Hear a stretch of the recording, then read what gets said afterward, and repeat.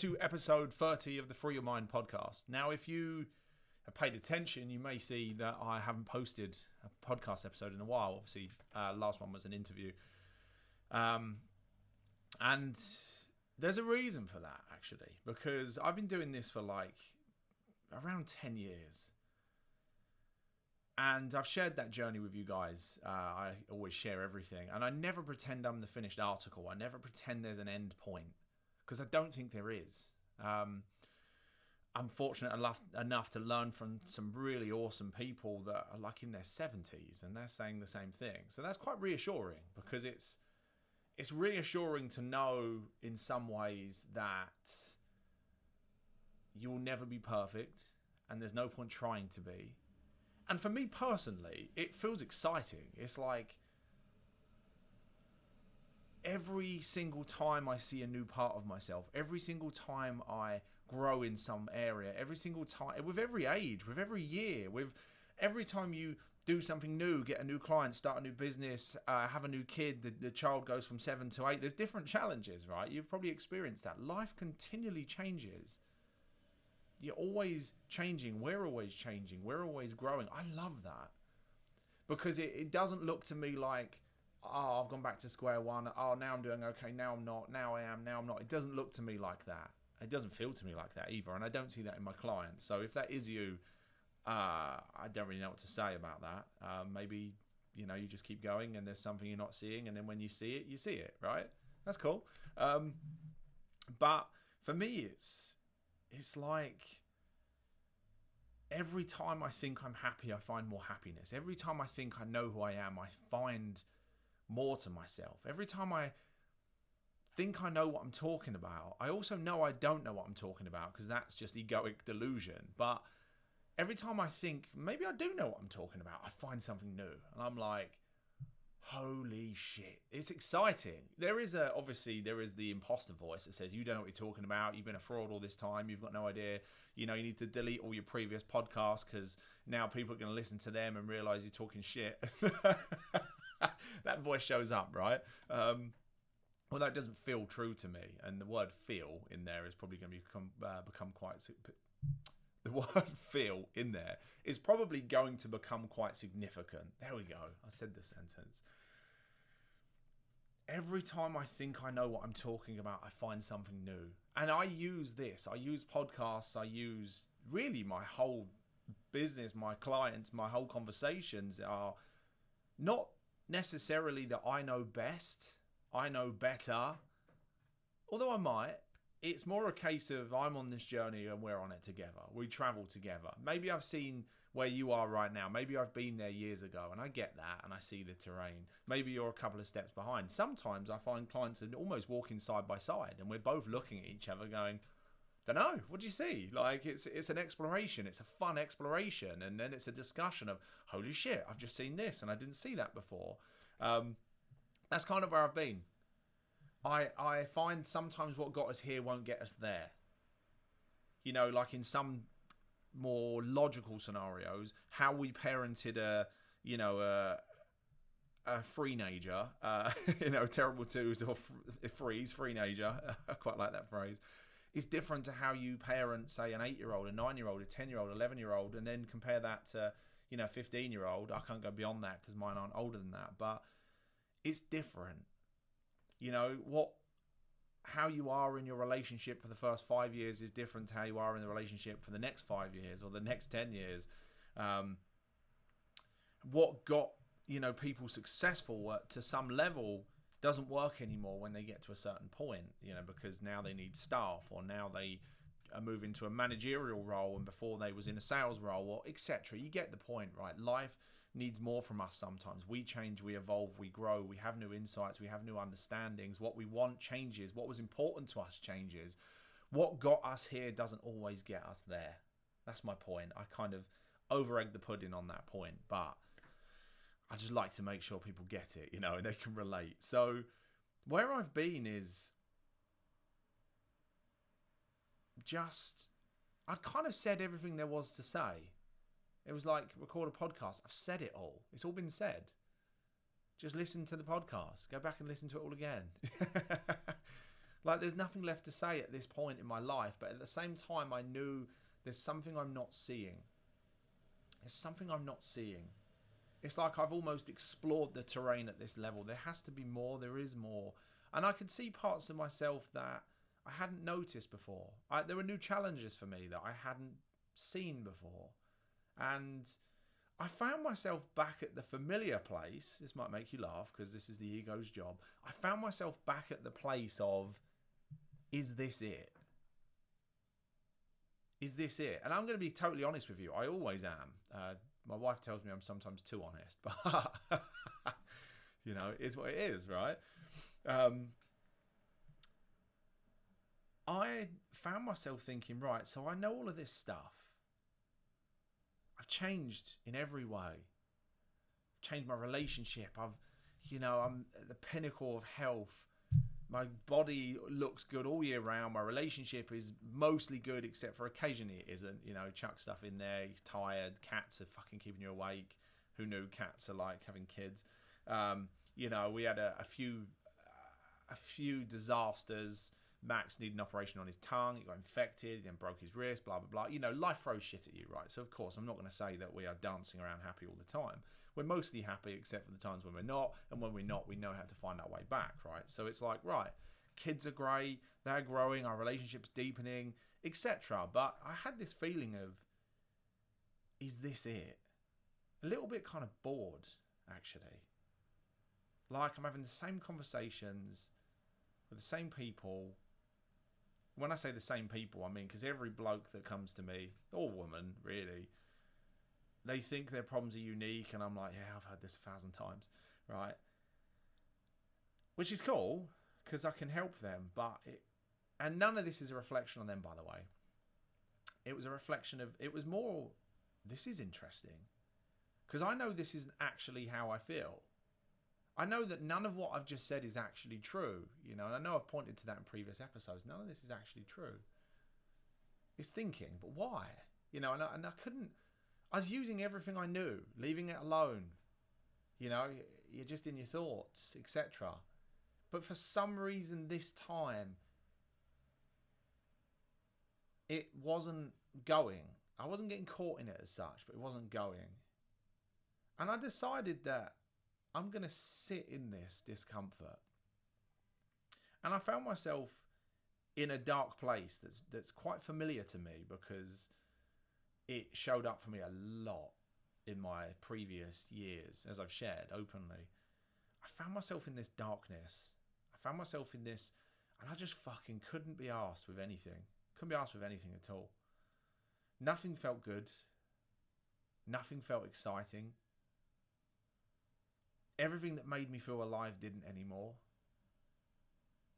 And I just couldn't be arsed with anything. Now, fortunately, my habits are ingrained enough for me to continue. So I still go to the gym, and I still eat well, and I still show up for clients. And weirdly, if you are a coach, you'll get this. If you're not, you won't. But weirdly, as a coach, for me personally, I can always show up to calls, because the calls aren't about me, they're about them. So you just drop into this deep presence, this listening, and you're so focused on them and their life that you don't actually really play that big a part. Okay, I need to know where to point, what to say, questions. That's so easy for me. So fucking easy for me. I could probably do it asleep. So I could still do that, right? And even sharing some of this with clients often helps as well. That's what I like about this, because the more I see for them. You know, you can only take someone as far as, or as deep as you've been yourself. So the deeper I go, the deeper they go with me. But fortunately, because they might be 10 steps behind, that is really clear to me. But the challenges I'm facing in this moment aren't really relevant to them yet, although they probably will be in a month or two. So it works quite nice. But I knew how to get out of it. I knew what to do with it. But I just had this sense of, I don't want to. I want to sit in this. What is here for me? What am I not seeing? What is in this darkness? What is in this feeling? And I found myself sat on the sofa. I'd go to the gym, come home, sit on the sofa. I'd do calls. I'd come home. I'd sit back on the sofa. I'd play the Xbox for hours. Sometimes read, mostly couldn't be bothered. Sometimes listen to audio, mostly couldn't be bothered. And I just kept sitting with it. And it felt very much like, wow, I remember this place. Because that used to show up for me a lot. Daily, weekly, sometimes for weeks at a time. And I sat with it. And I sat with it. And I sat with it. And at times it became frustrating because all this feeling of pressure. You know, I seem to be this catalyst in my world that my mood influences everyone, right? It's like I am the life and soul, or I'm just this kind of darkness just floating along like death, you know? It's like I'm either saying hello to everyone and people like being around me and speaking to me, or I kind of have this fuck off jacket on where it's like I just need everyone to fuck off. Now, I usually hide away from the world when I feel that way. I don't want people to see that part of me. Interesting. You don't want people to see that. So you get very good at putting on a mask, putting on a front. You get very good at pretending to the world you're okay, right? But you can't hide from your wife. You can't hide from your kids. You can't hide from everyone, everywhere, forever. I've seen a lot of clients try and do this, me included. And you start to feel this pressure. You start to feel like, I can't keep feeling this way, which is interesting, right? I can't keep feeling this way. We're going to circle back. You know, it's impacting Jenna. Her mood is lower. She's looking at me. She panics. She's kind of looking to me to be the source of light. And I'm feeling like I can't fucking be that. I can't be happy all of the time for everyone. I can't be this shining light all of the fucking time. But you're looking and you think, you know, I want to be present with the kids. My happiness seems to infect people. And this is really interesting because it's in this moment. Again, you see, I'm talking you through my thoughts here. I'm looking and I'm going, wow, you can hear the intensity in my voice then. I'm letting that kind of emotion come through. It's like, wow, there's stuff here, right? There's stuff here that I'm not seeing. That I can't feel the way I feel. My book that I still haven't finished, by the way. And the reason I haven't finished it is because it was really awesome until I'm now looking back and realizing it can be even better. So it will get done when it's done. It could be a year, 5 years, who knows, whatever. It's not something I really put pressure on. But the book title's Winning the War Within. It's like, my good old friend, you know, it's like I feel this way, but I cannot feel this way. I'm not allowed to feel this way. I don't have space to feel this way. I can't show anyone I feel this way. I can't allow myself to feel this because I have to do X, Y, and Z. I have to make money. I have to be a good dad. I have to be a good... And it comes back to that pressure. It's like, I want to feel this and I currently feel this, but I cannot feel this. So what we do is we suppress that.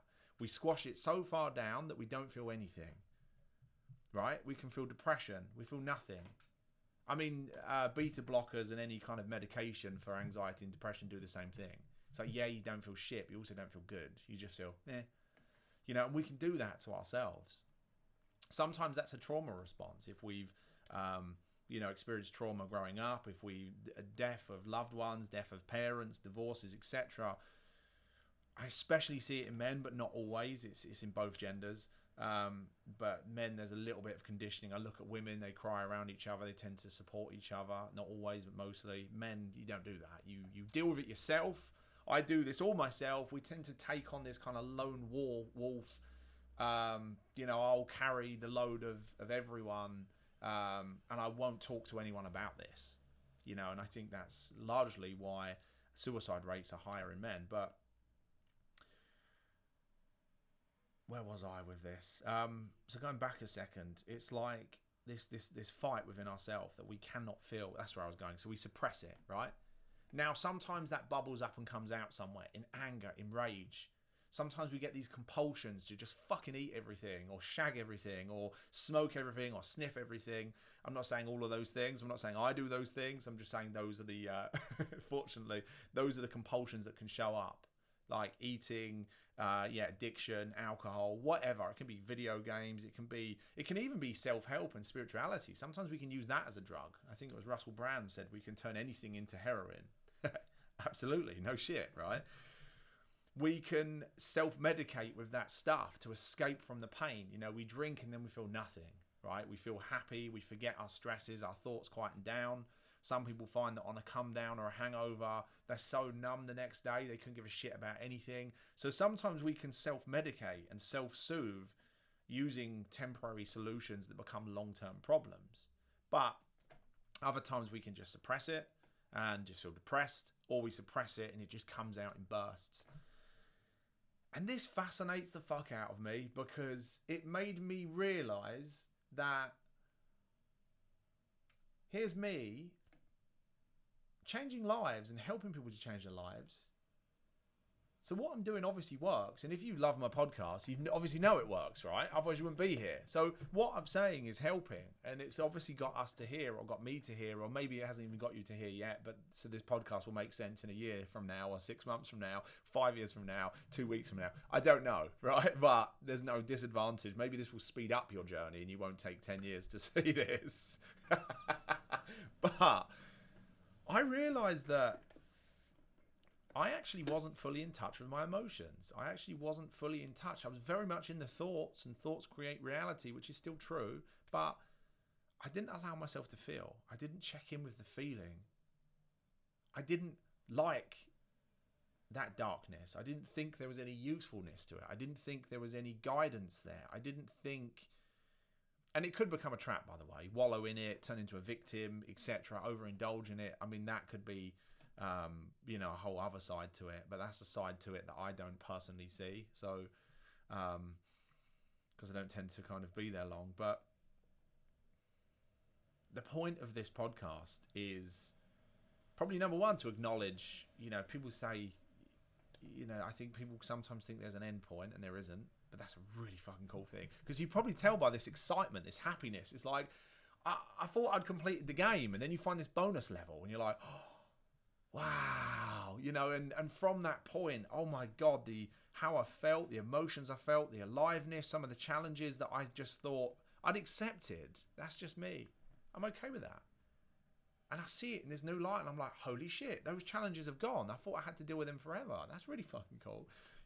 New levels of emotion, new levels of connection, new feelings of passion and aliveness and excitement, and it's like, holy shit, I thought I'd unlocked everything, and then you find this kind of bonus treasure chest, and I'm pretty sure from my experience that just keeps happening. So I really look forward to the next treasure chest, but the next insight, the next kind of step in this kind of evolution. But since this point, I've then gone out and shared this with clients. They're kind of almost guinea pigs in some ways, because I tell them this is what I've seen, and then I see what lands for them, and I get them to look where I've looked and see if they have the same experience, and they have, and it's like, wow, this is cool. So I'm going to wrap this up because this is a massive conversation, and I'm sure you don't want to listen to me for an hour, but the point is, the invitation here is to check in with yourself emotionally, right? To give you some clarity on that. And I've separated this before.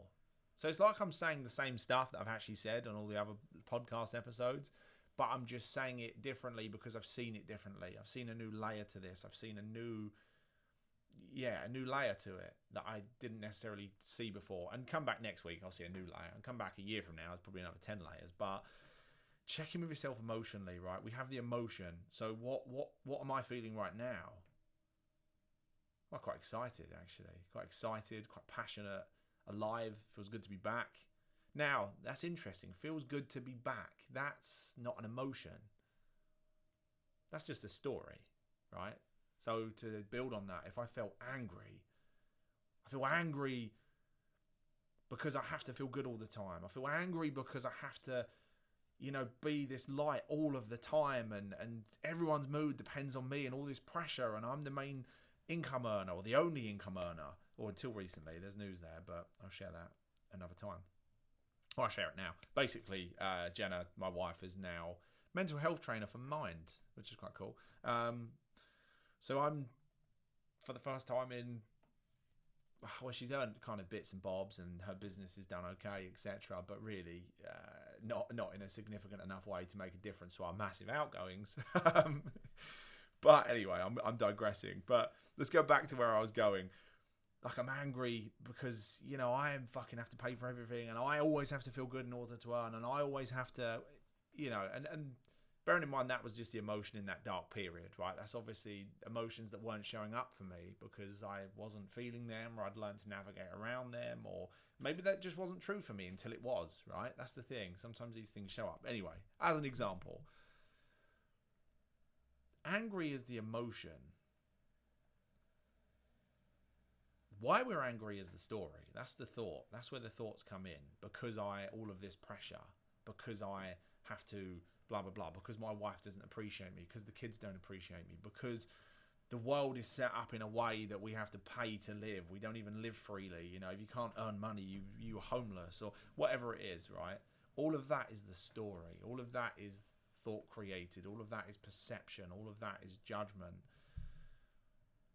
Which we can fuck around with that. The emotion is just the emotion, but the story is the story. We can fuck around with the story. We can explore the story. We can pick the story apart. We can notice that's our thinking, which tends to really help bring awareness to it, bring presence to it. But from what I've seen, the emotion needs validating more than I realised. And sometimes if we check in with ourselves, so do this, right? Next time, think of me, think of what I'm about to say, think of me punching my mic. Apologies for that. Next time you feel that emotion, notice the story. The blah, blah, blah, it's because of this, it's because of that, it's because this happened, blah, blah, blah. Notice the story, right? Let's just put that aside, because we mostly know what to do with that if you've listened to all the previous episodes or worked with me, whatever. Check in with the emotion. How are you feeling? Where is that emotion? Where is it showing up? Notice it. Like, what does it feel like? Is it in your chest? Is it in your stomach? Is it in your throat? Is it wherever it is, right? And ask yourself, what is this emotion trying to tell me? What is this emotion trying to protect me from? What does this emotion need from me? And just listen for the answers. Don't listen here for the answers. Where it needs this and that, and James said it. No, that's the wrong place. We're lost again, right? Listen for the answers on a deeper level. You'll have to let me know how you get on with that, because that'd be interesting. Now, there's obviously more to this, and there's only a limit I can do to, podcast when you're not in the conversation.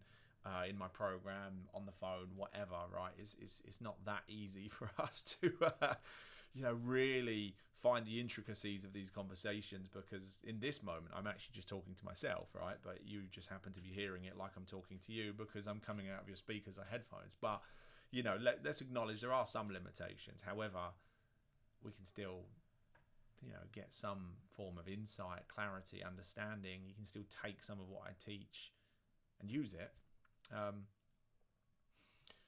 But to circle back and to wrap this up, it's been like a kind of therapy session today. I hope you've enjoyed that. To circle back,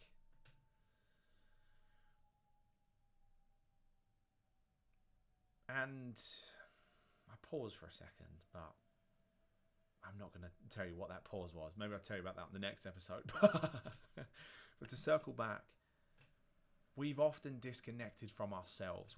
We've disassociated from emotions. We shut things down. We put things into boxes. We squash things away because we haven't got time to feel them, or emotions are weak, or we need to just get on. We haven't got time to cry. We haven't got time to feel this or that, or sit on the sofa all day, or we can't do that because it impacts everyone else. So we learn to disconnect from ourselves to survive. We learn to run on stress response all of the time. We learn to just be stressed and just get through it, suck it up and get it done, focus on output regardless of how we're feeling.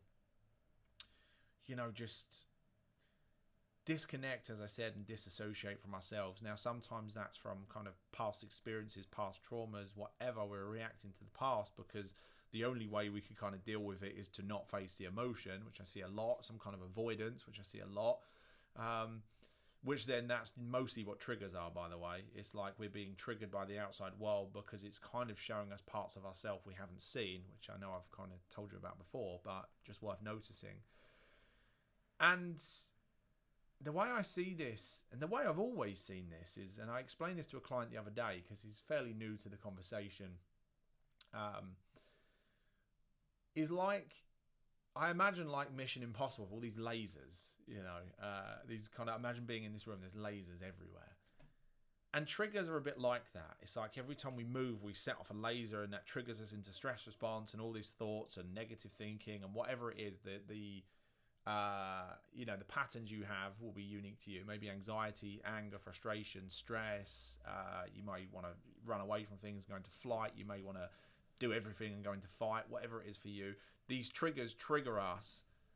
And sometimes this work is just taking away those triggers, taking away those lasers, so that we can actually move through our life without being triggered, without finding ourselves stressed, without feeling all of this kind of roller coaster of emotions. The more we can take away those triggers, the more free we are to just enjoy our life and be the best version of ourselves and be that happy, calm, compassionate, caring, fun, motivated person, or whatever the best version of you is. That kind of words that resonate with me. And suppressing and avoiding emotions, not doing this work, not being in these conversations, right? Not having a coach like me, or joining a program like mine, or whoever else is. It doesn't have to be me, although I am good. So, you might waste your money and time elsewhere.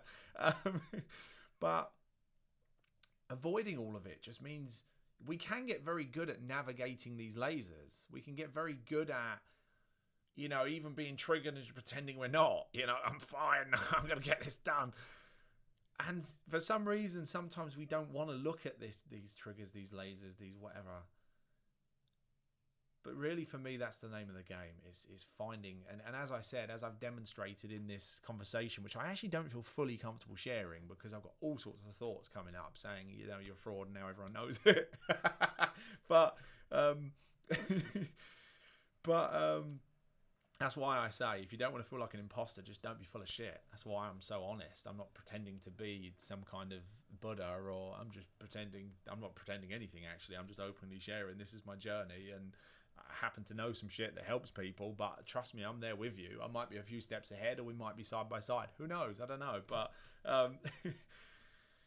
but going back to it, we'll always find new triggers, because, as I said, our life changes and we change room. And you walk into a new room, maybe that's a new baby, maybe that's a new business, maybe that's a new wife, maybe that's divorce, maybe it's death, maybe, I don't know what it is, right? We walk into a new room and it's like, oh no, lasers everywhere.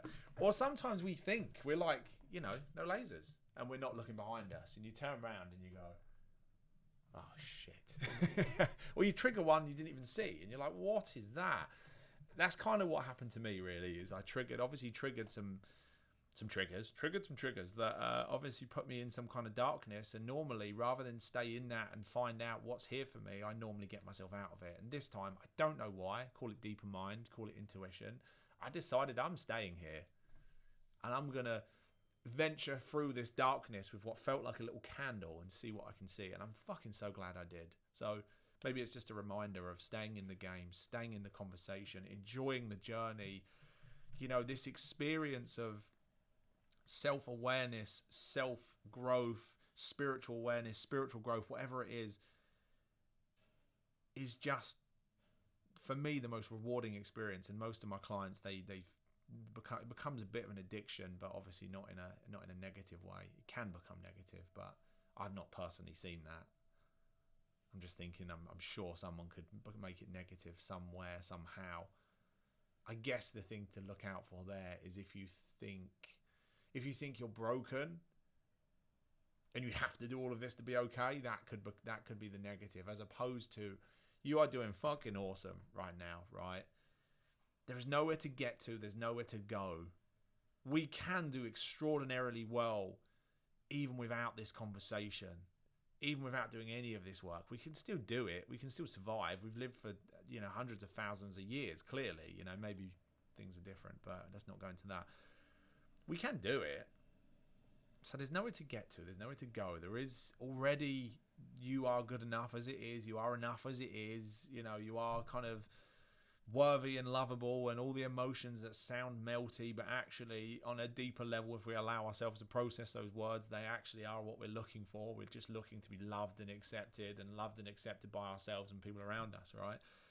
So there's no way to bring that to this. Bring a love, bring a compassion, bring an acceptance to who you are and where you are, but also bring a curiosity. A curiosity as what else is there to see? How much more can I become? How much more shit can I scrape off myself and get back to that kind of purer sense of who I am? Anyway, that was long, so I'm going to shut up. But thank you for being here. If you enjoyed this, let me know. I love hearing what people hear in it, the insights, thoughts, etc.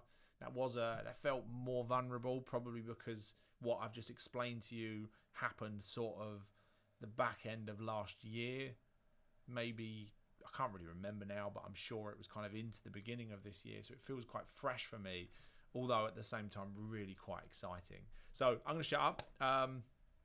One last thing is I am going to be launching Superhuman Program again. It's in a slightly different format this time.